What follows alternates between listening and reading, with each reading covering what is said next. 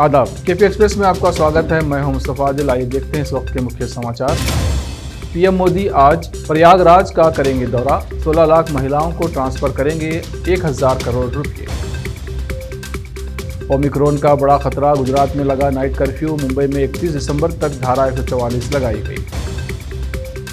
कोलकाता नगर निगम चुनाव में बड़ी फतह की ओर टीएमसी, 54 सीटें जीती। ममता बनर्जी के आवास के बाहर जश्न। आरएसएस प्रमुख से मुलायम की मुलाकात पर भड़की कांग्रेस, फोटो पोस्ट कर सपा ने दी शिष्टाचार की सीख। शीतलहर से ठिठुरी राजधानी दिल्ली, 4 डिग्री सेल्सियस पहुंचा पारा। वायु गुणवत्ता बेहद खराब। 2014 से पहले लिंचिंग शब्द सुनने में भी नहीं आता था। राहुल गांधी ने thank you Modi ji hashtag के साथ ट्वीट करते हुए प्रधानमंत्री नरेंद्र मोदी पर निशाना साधा। भारत में भी तेजी से फैल रहा है ओमिक्रॉन। अब तक कुल 200 मामले आए सामने, 77 मरीज हो चुके हैं ठीक। देश में ओमिक्रॉन के कुल 200 मामलों में सर्वाधिक मामले महाराष्ट्र और दिल्ली में आए हैं। दोनों जगह 54 केस दर्ज किए गए हैं। जम्मू कश्मीर में बिजली सेवा बहाल। आधी रात वार्ता के बाद कर्मचारियों ने खत्म की हड़ताल। जम्मू कश्मीर में रविवार से लगातार 3 दिन से जारी बिजली कर्मियों की हड़ताल की वजह से लोगों को काफ़ी परेशानियों का सामना करना पड़ रहा था। दिल्ली में विषाक्त कफ सिरप पीने से 3 बच्चों की दर्दनाक मौत। मोहल्ला क्लिनिक के 3 डॉक्टर बर्खास्त।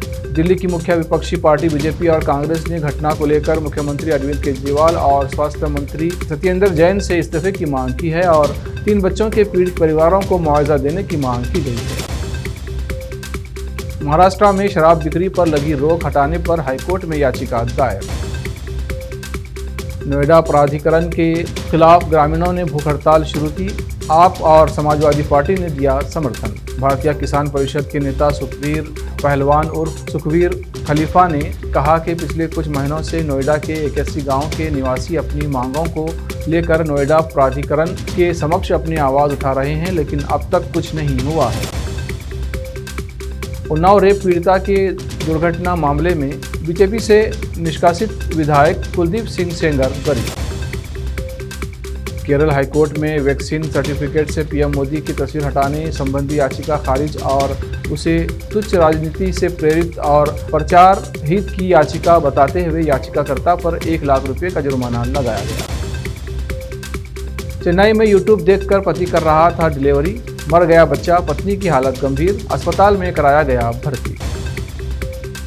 देश के बैंकों से हजारों करोड़ का लोन लेकर विदेश भागने वाले कारोबारी विजय माल्या और नीरव मोदी की संपत्ति बेचकर बैंकों ने जुटाए। वित्त मंत्री निर्मला सीतारमण ने लोकसभा में दी ये जानकारी। दिल्ली में 24 हुई ओमिक्रॉन संक्रमितों की संख्या। यूएई से लौटे थे अधिकांश मरीज। मिस यूनिवर्स जीतने पर हरनाज संघू को मिला न्यूयॉर्क में अपार्टमेंट, फ्री वर्ल्ड टूर, साथ में और भी कई तोहफे। शाहिद कपूर ने फिल्म जर्सी के प्रमोशन में पहनी महंगी जैकेट। शाहिद की इस जैकेट की कीमत है 44,500 रुपये। उम्र को मात देती है 64 साल की दादी। लोग समझ बैठते हैं पोती की बड़ी बहन। ऑस्ट्रेलिया के मेलबर्न में रहने वाली 64 साल की लेस्ली मैक्सवेल ऐसी ही महिला हैं जिन्होंने अपनी उम्र को अपने फिटनेस ऑब्सेशन पर हावी होने नहीं दिया है। केपी एक्सप्रेस में अब तक के लिए इतना ही। देश प्रदेश के समाचारों के लिए देखते रहिए केपी न्यूज़ 24/7। धन्यवाद।